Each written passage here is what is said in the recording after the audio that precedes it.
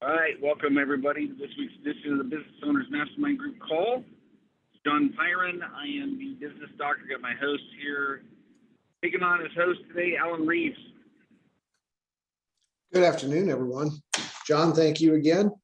Obviously, you're en route somewhere. So Driving down to Los Angeles, actually Anaheim. Very cool. Okay. So today we're talking about sales. So by show of hands, how many of you have been through professional sales training? Gary, Ruth, awesome.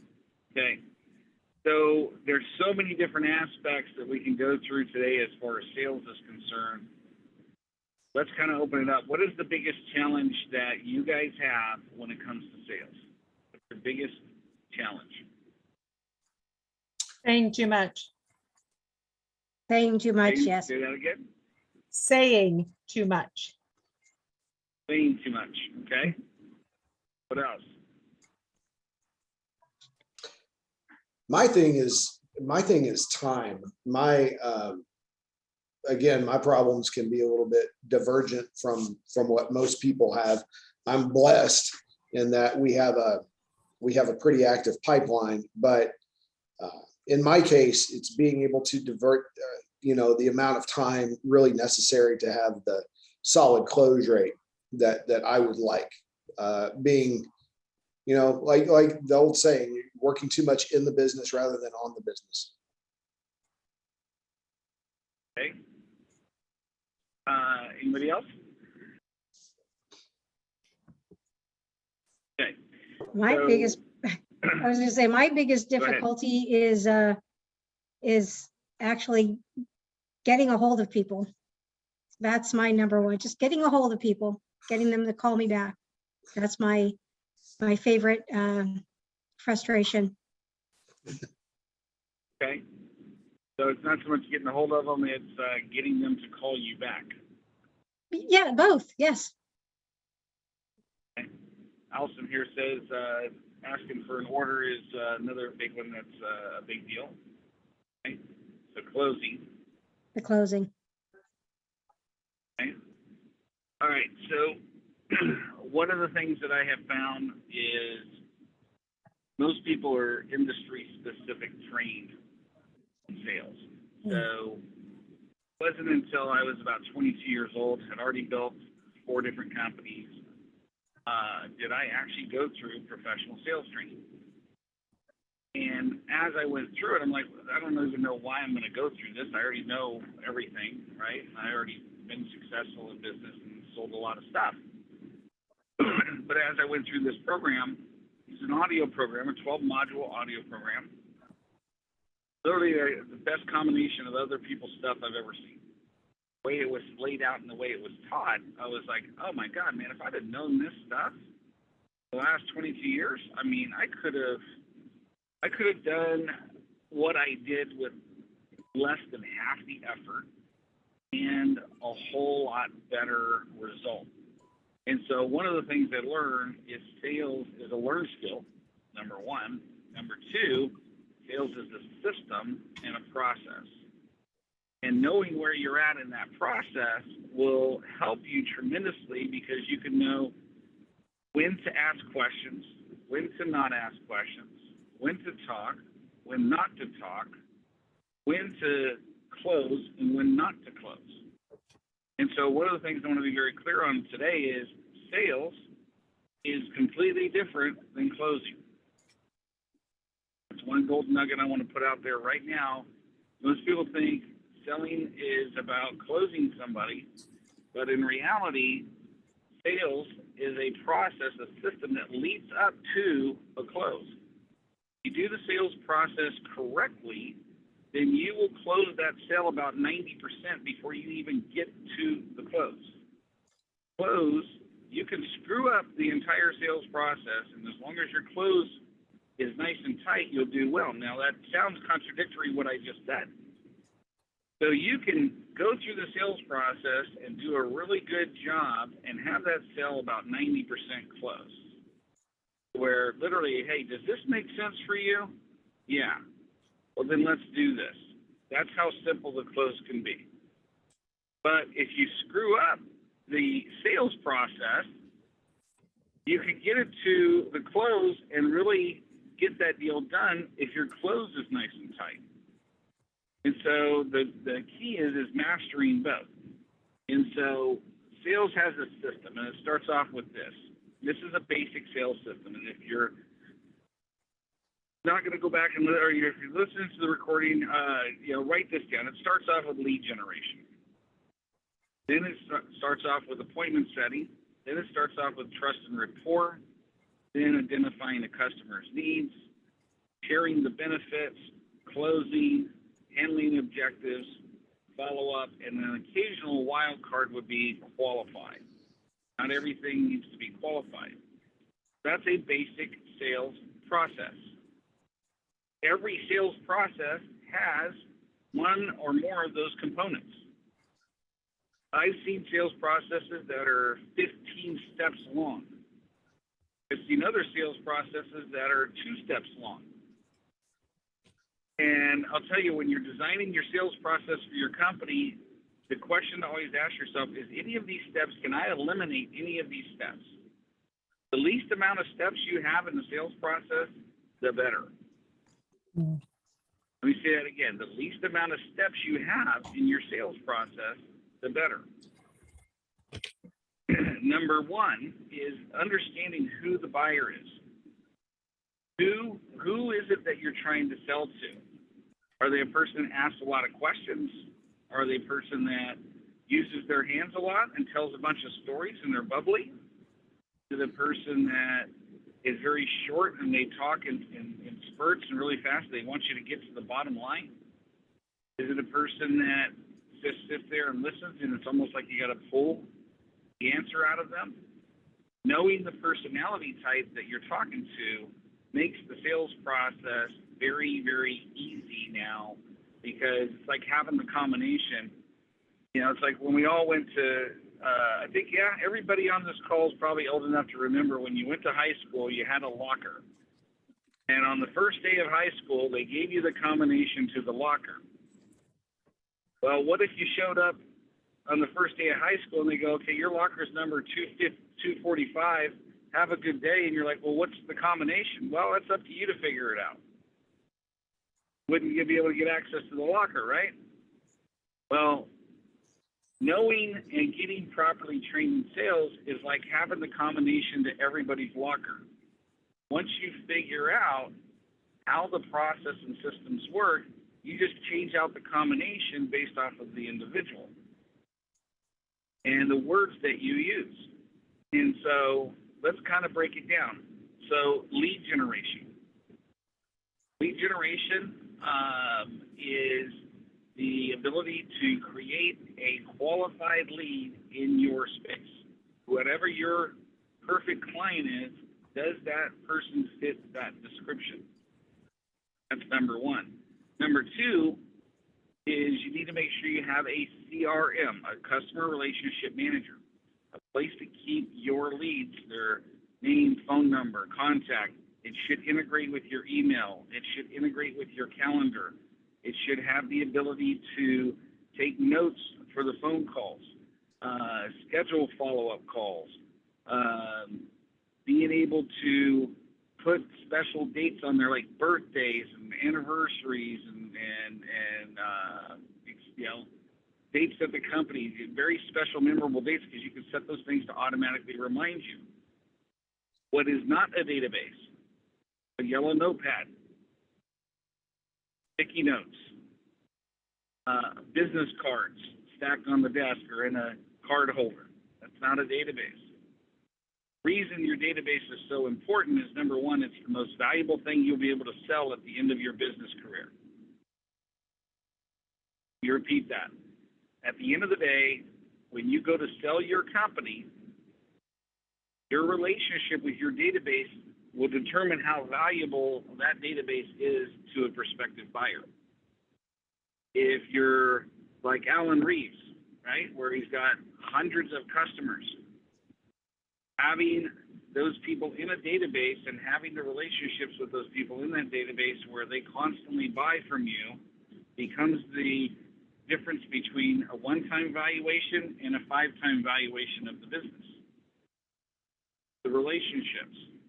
And so having that in there, in that database is very important. Now, lead generation. The purpose of generating a lead is simply to generate a lead. Nothing more. You're not selling. You're not doing an appointment setting deal. You're not closing. You're not discovering person's needs.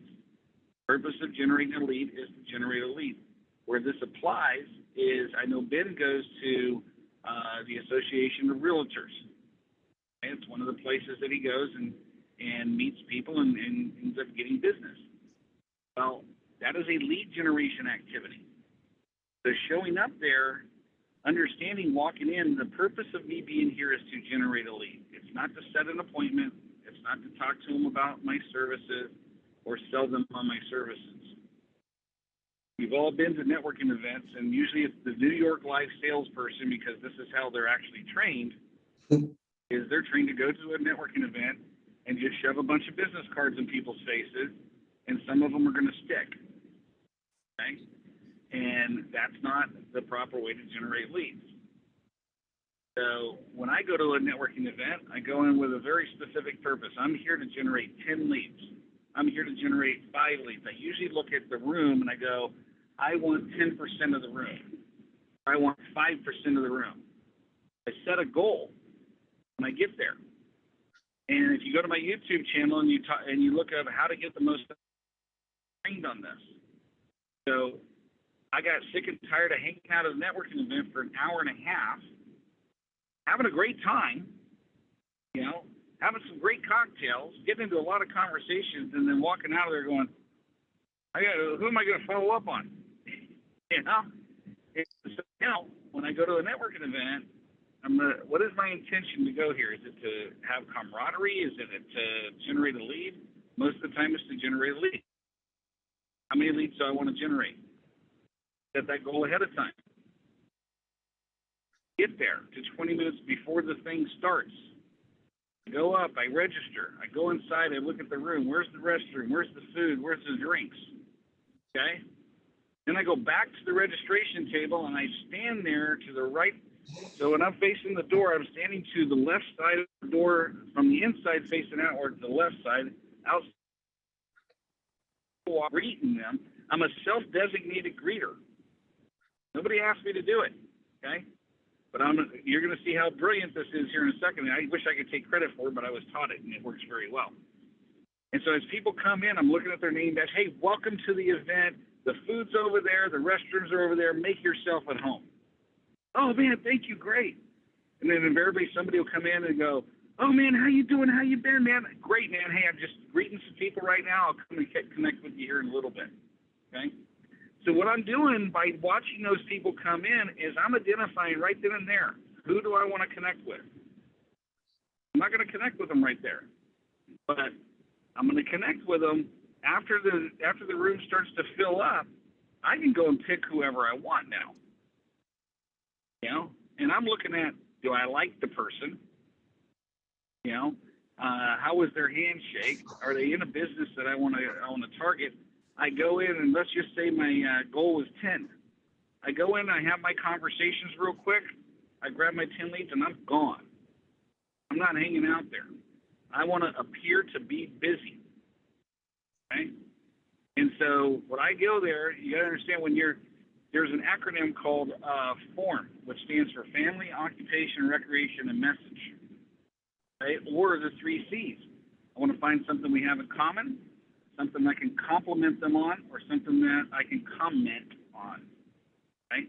So those are 2 acronyms that I use when I'm in a networking event, so I'm not all freaked out. What do I say when I talk to this person?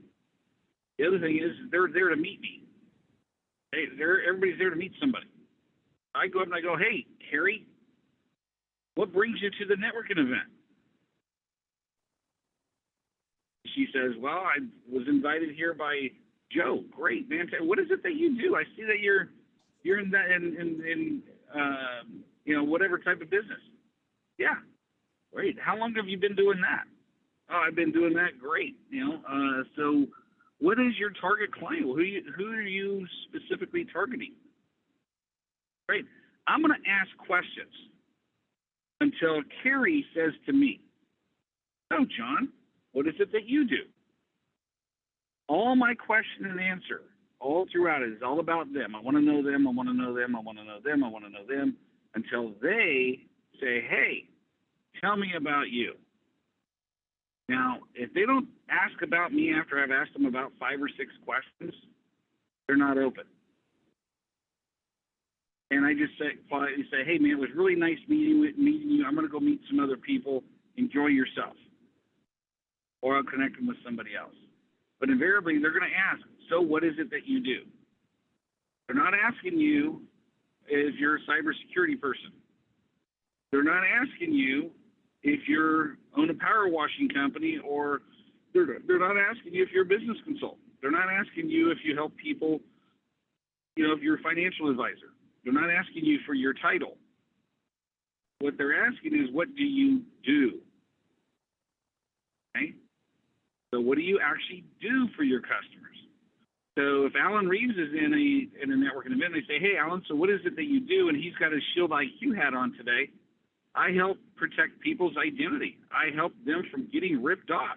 I help them from having somebody else file a tax return under their Social Security number, and then they got to unravel all of it. That's what I actually do. Well, how do you do that? Well, there's a lot. It's really complicated. It's a lot of stuff. Tell you what, we're at a networking event, and here's the deal. They're going to ask you to explain more, and I want you to take it away from them. Don't gurgitate all over them. Okay? So I am fishing. I got my hook out there. So what is it that you do, John? Now I'm going to set the hook. You know what? I eliminate the frustrations of owning a business, and I help business owners sleep better at night. Well, what? How do you do that? See, that's a hook. I want them to bite that hook. So now, when they bit the hook, I go, you know what? There's a lot of different ways. I don't even know how I would be able to help you. But I tell you what, why don't I do this? Why don't I send you some information about my company, and we could follow up outside of the networking event? Would you like me to send you some information? They always say yes. And then, don't whip out your card. Okay? This is key. Okay? I ask them, how would you like me to send it to you? You want me to send it to you via email, snail mail, carrier pigeon? They always laugh. Okay? Humor builds rapport instantly. When they whip out their card, and they hand me their card. And then I go, okay, so Joe Smith, this is your email. Is this the best phone number to get a hold of you at? Yeah, great. All right, I will send you the information later on tonight or tomorrow, okay? And I go to put their card in my pocket. I'm not handing my card to them. Why? Because their next question is, can I have your card? I want them to ask me for my card, not the other way around. Now, it sounds like, oh, my God, that's manipulation. No, it works because psychologically I want them wanting me, not the other way around. Okay? And that's how you walk out of the room with quality leads of people that want you to connect with them. Okay? So that's lead generation. Lead generation is also referrals, person of influence. Everybody has a network that they have influence with, but not everybody's a POI for you. A POI is somebody who has a high percentage of your target market inside their network. And you want to develop about 4 of those relationships. One of the best lead generation strategies is follow your money.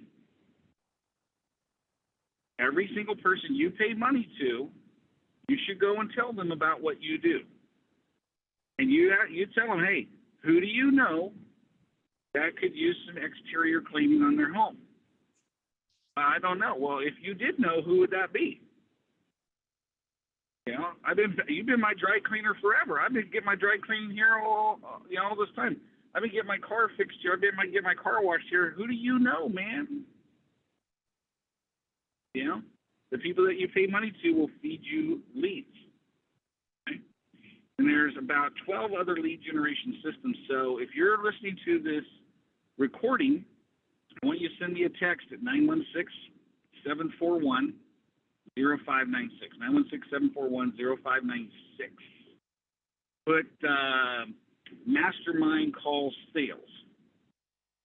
And what I did for 2.5 years, I first started with a 12-week cycle. So the United States Small Business Administration asked me to come in and lead a mastermind group. Remember that, Carrie? I did that every week for 2.5 years. And so the first thing I did was I broke down in a 12-week series every single step of the sales process: lead generation, appointment setting, trust and rapport. Grant Perry was my co-host.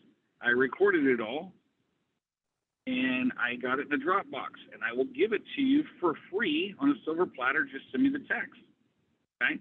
So I put it on audio base so you can listen to it as you're driving. I want you to go through it about 7 times, and it's some of the best lead generation appointment setting ideas that I've ever learned and have used myself, okay? But I will tell you this, for the sake of time, I'm going to open it up for Q&A here in a second, but here's the number one. I can point to a lot of great ideas and great lessons in business, but this is the absolute number one holy grail lesson in business. Generate leads. Every single day, generate leads. Every single day, add more leads. Leads are like fuel to a fire. They are like the wood you put on a fire. The moment you stop generating leads, everything else in your sales process changes. Okay? But if you're constantly adding leads, your confidence level in every single area of the sales process is stellar. When you don't need somebody because you're constantly adding new wood to your fire, you can get a lot more aggressive in the close. Okay? I was talking to my client, Nitsa. Her and I have been together for 6.5 years. She is a document management provider. She deals with nothing but attorney firms. And I have pounded this in her head for 6 years. And we put in systems in place where she's constantly generating leads. She does not stop. And so now she's getting into deals where $65,000, $75,000, $80,000 projects with these attorney firms that are, 1,500 attorneys. And every time she goes to do the contract, the attorney wants to redline all the crap out of the contract that they don't like, right? And every week she calls me up. We go through about 1 or 2 of these a week. She goes, "How should we respond?" I go, "Well, what do you think?" She goes, "Well, I don't need them." I go, "Then you tell them, hey, I'm not willing to do this, and this. And if you want me, then sign there. If not, we're not a fit." And 90% of the time they sign with her. Because she's like, she doesn't need them. But I guarantee you, the moment she stops generating leads, if she starts resting on her laurels, she's not going to have that confidence level. So, and the person on the other end can always sense that you need them. And so that's why you want to constantly add new leads to the database. So go, those of you that are on the call right now, are the ones that are listening to the recording, I'll send you that training. Go through that training. And I might just start up another 12-week series. I got to get a hold of the SBDC and SBA and get them to sponsor it again. But that'd be a lot of fun to get updated stuff, especially with the COVID strategy. Oh, he's catching One more thing, which is what Carrie pointed out, which is talking too much. Okay? Question-based selling. It's by a guy named Freese, F-R-E-E-S-E. Question-based selling. 90% of your time you should be asking questions. Only 10% of the time should you be talking and sharing about you. If you master that, you'll sell a whole lot more. Alan, you had something to say? So there's a part of what, just going back to a little tidbit you said, the person at the other end can always sense where you are in the power level in this conversation. It's really quite remarkable. There's been a lot of psychological studies done. There's been books written. There's been all kinds of stuff. But that energy that you're bringing is a very, very, very real thing. And, that kind of takes me back. This is sort of counterintuitive, but one of the best sales books that I ever read was not a sales book at all. And it was How to Win Friends and Influence People. Dale Carnegie, that's a classic. And it's dated, but you want to talk about something that ages well. My introduction to Dale Carnegie was, I was about 10 years old. And there was a guy in my life who was pretty important at the time. And he was regaling me with things that he had taken away from that book. And the number one thing, because I was a shy kid, is the concept of embarrassment. And basically Carnegie said that if you are comfortable in your own skin, if you are healthy and happy with your own truth, you will never be embarrassed. You are human, and you will walk into a room, maybe to an interview or to a meeting, and trip over the rug that wasn't there, go flying. Things happen to all of us as humans, but the proper healthy mindset is laughing at yourself, getting up and owning it, and we have, and again, I'm not gonna diverge into this. You can look around at people that are held up as celebrities, politicians, people that we've looked up to for years, acting badly. They can't take a joke. I mean, Will Smith drops right into mind here. But that sort of healthy mental energy and being comfortable in your own skin, that is something that other people will feel if it is sincere and honest within you. And that is something that you can certainly work on. That's something that anybody can work on, just like going to the gym. If you work those muscles, then you cannot help but get stronger in that regard. And people, we saw this in the book and the movie The Secret. People are attracted to positivity and positive energy, whether they realize it's happening or not. And that's one reason why your greeter strategy works, John, is you're kind of putting yourself in a position there. You literally are putting yourself in a position at the doorway, and you're not lying to anybody, but they're getting a vibe, they're getting a feeling for, okay, this is what this person is. This is his role here, is to more or less kind of be my concierge. And then when they find out, you know what? No, you're not waiting the tables. You're not actually there in an official capacity for the event hall at all. You're John Pyron, and this is what I do. But I want to hear about you. What do people love to talk about more than anything in the world? Themselves.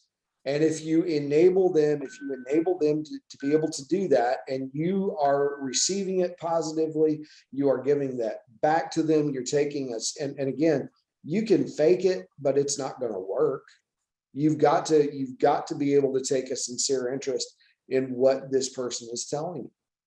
And, again, it's not a sales book, but it was more a book about how to think about yourself, how to conduct yourself. A lot of this goes back to absolute basics, chin up, chest out, and eye contact always. I mean, these things that prior generations, these were lessons to their kids without even thinking about it. Now, most adults don't have these skills. So that in a nutshell, that's where I get the core of any success that I have had. in sales. And I've had some. I mean, John was, we were working with John. We hadn't been working with him very, very long.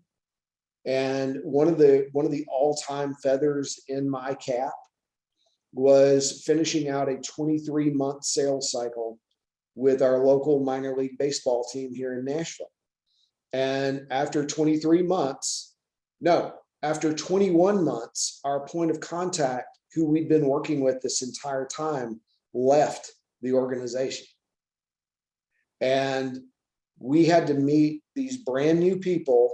I thought we were going to have to start all over again. But long story short, we won that deal. And one of the premier companies in town, one of the premier companies in the state that did what we do, was literally walking distance right across the street from that baseball stadium and the corporate offices. The executives could look out their window and see our competitor every day, but we won that. And the reason we won it was the relationship that we built with the first point of contact. And he did everything in his power when he left to make sure that we would almost have to work to lose that deal. And we bent over backwards to find out about him, to make friends with him, to learn his pets' names, to take him to, there was one little thing. He loved Mexican food. This guy loved Mexican food. So we would always take him to a place called Bakersfield Taco in downtown Nashville. And every single time we'd have the same server. And it was a total fluke, but the server's name was Giuseppe. So we had Giuseppe, the Italian server at Bakersfield Taco. And this became a running joke. And we would always get together, hey, we call him up, hey, Brandon, we're about to finalize some of these options for you. Is it time to go see Giuseppe and have some enchiladas? And you just crack up, like, let's do it. Let's go. And that, I did not raise my hand at the beginning of the call. I've never had professional sales training. I'm sure it would do me well. But when I had to make do without it and figure out, how do I connect with people? It's relationships.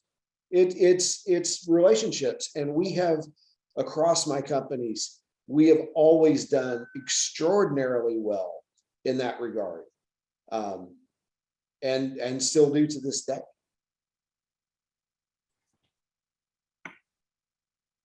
Yeah, I mean, asking questions. Get the book, How to Win Friends and Influence People, and it's got 31 chapters. I would highly recommend you read one chapter a day for a year. You'll get through that book 12 times, but it will forever change your people skills. And it'll change every relationship in your life. That book, the only book that's ever been sold more in history is the Bible. So that book has a time. I mean, it's the Bible when it comes to people skills. And even though the stories are very old, they still apply because we're human beings. So I highly recommend you get that. What other questions do you guys have about sales? What else can I help you out with today? I just had a comment, John, and that is, so often we forget we're the expert at what we do. When we go to talk to people who have a position that's we perceived higher than ours or more important than ours in a company that we're selling to, we forget, but we're the expert in this. They're the expert in everything else that they do, but we're the expert in this. And I think that posture is important. And I don't mean it by arrogance, but knowing obviously not only your product, but how it will fit for them, because you do your company research, you do your individual research, right? The posturing to know that you are actually the expert in this and approach it that way, I think is really key. The other thing I was going to say really quickly is sales has evolved, in my opinion, to a very large degree. From I had IBM sales training, and there are a lot of things I have had to unlearn. And so that's why I really enjoy that. I have a different book that I followed, but it's all about the questions, the quality of the questions, and stop we're pretty well programmed to answer questions. That's just how we've been programmed since we were little. Did you eat that candy? Right up through school. So we're programmed to answer questions when really we don't really know what their objection is. They may say, well, it's too expensive. I understand. What did you expect to pay for a service like mine? Have you had experience with a service like mine? Tell me more about what expensive is for your company. Is it a budget thing or is it we still don't know. We think we know what they mean by their objection or question, but honestly, we really don't. We know what we would mean by that question, but we don't honestly know what they mean by that. So the importance of continuing to ask questions until we feel we truly understand what their concern is, we will be on the winning side of that, because then they will have talked, as you say, you're asking enough questions so that they finally go, well, you were hearing me, you know what I need, I'm ready, right? Yep. So one of the secrets to objection handling and closing is a term that I created, I don't know, probably 20 years ago, and I called it closing the doors. In pretty much any industry, there's about 5 to 7 objections you're going to get for your product or service. No matter what type of business you start, when you start writing down all the objections you get, you're going to find that there's about 5 to 7 objections. If you're constantly getting the price objection, first question to ask yourself, are you the kind of person that shops based on price? It all starts with you, okay? So if you're constantly giving people the price objection when you're buying stuff, the words that you use when you're talking about your own product could be creating the price objection yourself, okay? The other thing is once you figure out what the top 5 or 7 objections are, if you don't practice and role play a response to those objections, you're going to continue to get that objection until you master how to answer that objection.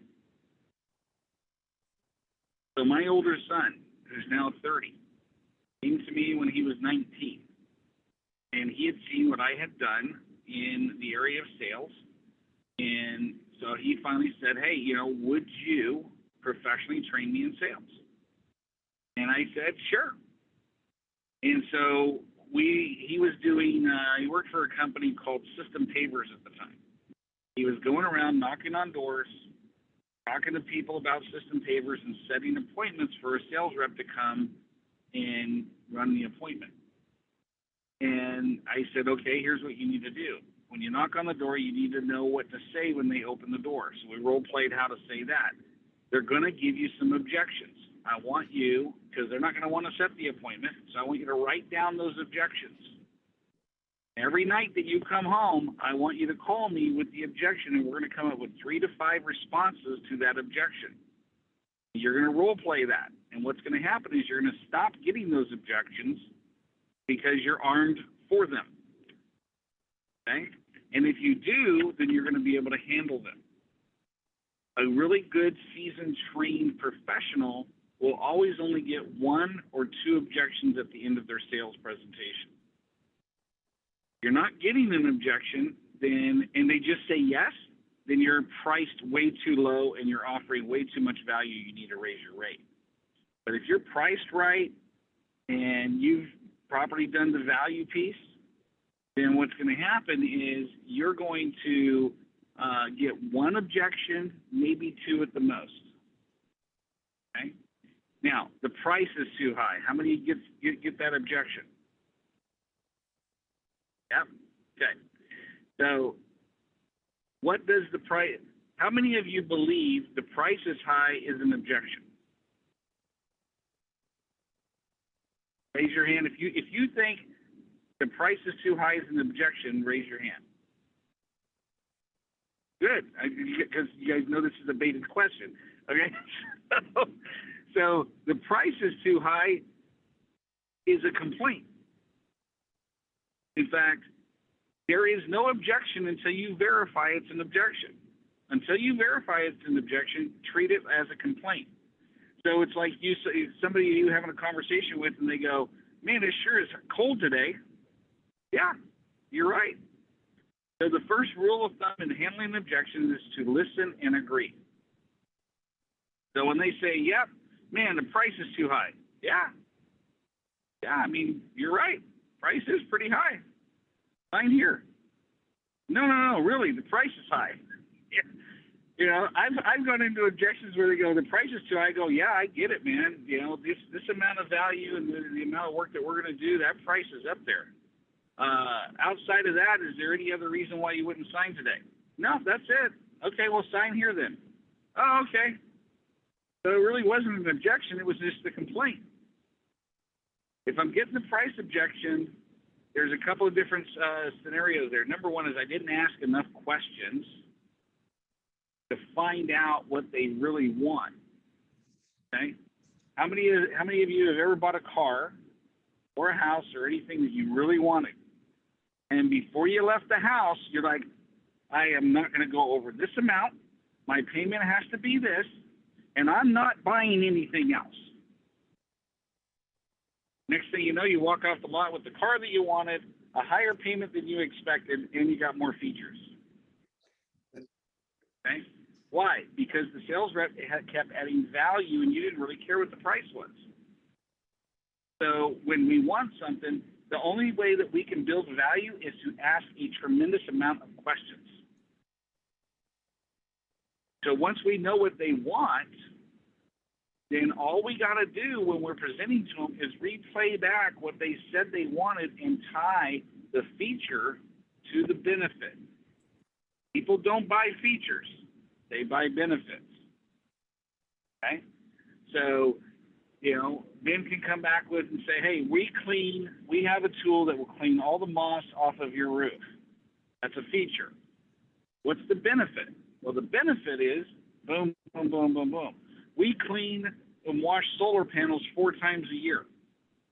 Okay, that's a feature. What's the benefit? Well, by allowing us to pressure wash and clean your solar panels 4 times a year, you're going to actually produce more electricity off your solar system because it's going to be a lot clearer for the sun. So the amount of money you're actually going to pay me 4 times a year to come out and clean your solar panel is going to be a very small percentage of how much more electricity you're going to produce from that, and less money you're going to pay PG&E. How would you like me to come out and wash those panels for you once a quarter? I just close them right there because I just explained what the purpose is. Okay? And so instead of you paying all this money to PG&E, you're going to keep a bunch of it in your pocket because you're going to give me a little bit of that PG&E money you're already paying to clean your solar panels. Now, when I get to the end and I ask them to buy, they're not going to say, "Well, you know, I'm not interested." And if they do say that, say, "What part are you not interested in? Generating more electricity or not paying PG&E as much money? Which one of those are you not interested in?" "I'm interested in both." "Okay, well, then we need to do this." But once you have the ammunition, then people don't want to buy. People are afraid to make a buying decision, which is why they are looking for you to validate their decision. And a lot of times you just say, "Hey, you know what? Let's do this. This makes sense." Okay? So any other questions? Clarification, comment? Go for it, Ben. You're muted. Yeah, there we go. Yeah, so one thing that we get quite often in our line of work when we're making the sale and we're getting to the closing point is the thing that we hear a lot is, "Well, let me talk to my wife or my husband. Let me talk to my wife, and you know, I'll get back to you on that." And that always it catches me off guard sometimes, and I don't quite have a good response to it. What would be a good response to something like that? So there's a couple of different ways to respond to something like that, and it depends on your personality and who you're talking to, right? So if I'm talking to somebody who appears to be a D-type personality, they want the price right away, they don't want to chit-chat, they just want to know what I want to do for them, and then they give me, hey, I got to talk to my wife objection. I go, no problem. Let's call her right now. Yeah. Let's get her on the phone right now. Now, if the person's very analytical and he's asking me, so tell me about the pressure washer you're using and exactly what do you do and step by step and what's the schedule, and they're asking all these detailed questions, I'm not going to try that technique with that person because all that's going to do is piss them off. Okay? Because they're an analytical personality. When they say they got to think about it, they actually mean it. If I try to push them, all I'm going to do is push them to say no. But if they're saying, hey, I need to talk to my spouse, you know, one of the things that I always do to prevent that from happening in the first place is I go, hey, you know, this could work for you, right? We would have to role play this, but I'm pretty sure, because we're trying to close them on the deal right then and there when their emotion's high. But sometimes that's not going to be the case. So what I would say to them is like, hey, you know, before I get started here, you know, let's say at the end of the day we work together, we don't work together. I know it's kind of premature, but when it comes time to make that decision, how does that work? Are you the one that makes the decision, or do you have to involve a spouse or significant other? Well, I'm going to have to bring my wife in on this. Okay, well then let's set up a time where I can talk to both of you, and that way you don't have to hear the presentation twice. That's another way to handle it. Terry, you look like you got something. Yeah, I do. Only, thanks, John. Only because we've been through this a lot with, of course, what I do. It's really better if both partners are there and making the decision. But here's the thing: when you ask them in the beginning, will they have to be part of it? Their ego says no until they get to the decision, to the opportunity to decide, and then they say, "Well, yeah, I really need to call them in on it." So, as opposed to that, I like to ask, who else do you confer with when you make these decisions? Who do you trust that you really ask if you're making a good decision, rather than saying, do you have to go to your wife? I've got to tell you, and especially most men would go, well, no, right? So there's a different kind of a way of asking that. So who will be involved in the decision with you before you even get there?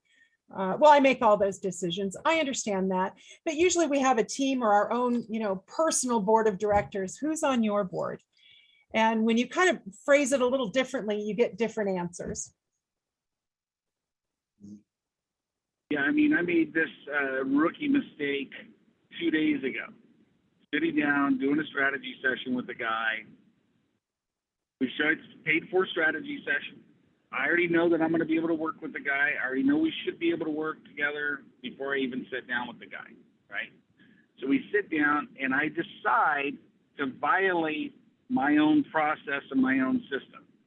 And we just jump right into it. We spend 2 great hours together. We get to the end. He's like, man, I want to work with you and I want to work with you. And this is great. We're getting ready to, basically give each other a hug. And I go, okay, well, here's how much it is. He goes, well, I really need to run this by my wife. I'm like, son of a God, I was about to kick my own butt because I knew I screwed up. Okay? I knew you got to take 100% responsibility for the outcome, and I knew I could have prevented that from happening. I could have said, hey, you know what? Before we get started, we're going to spend the next hour and a half to 2 hours here.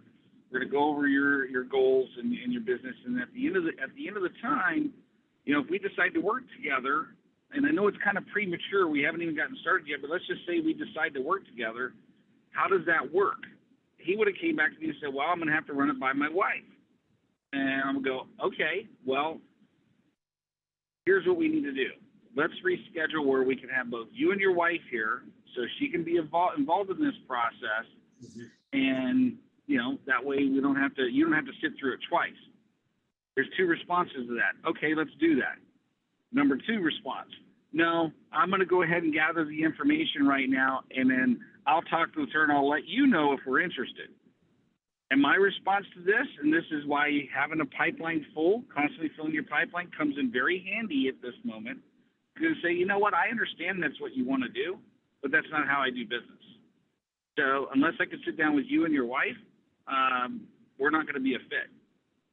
So if you want to work with me, this is how the process we need to go through. And if you don't want to go through that process, I totally understand. We're just not a fit, and I take it away. Okay. But I can tell you right now, man, if I had to learn this lesson 25 years ago. God, man, I could have been. And that is never take a no from somebody who can't say yes. Mhm. Okay? And you need to have all the parties involved in the decision-making process. Otherwise, you're going to get a bunch of no's. And so what you can do, Ben, is like, hey, you know what?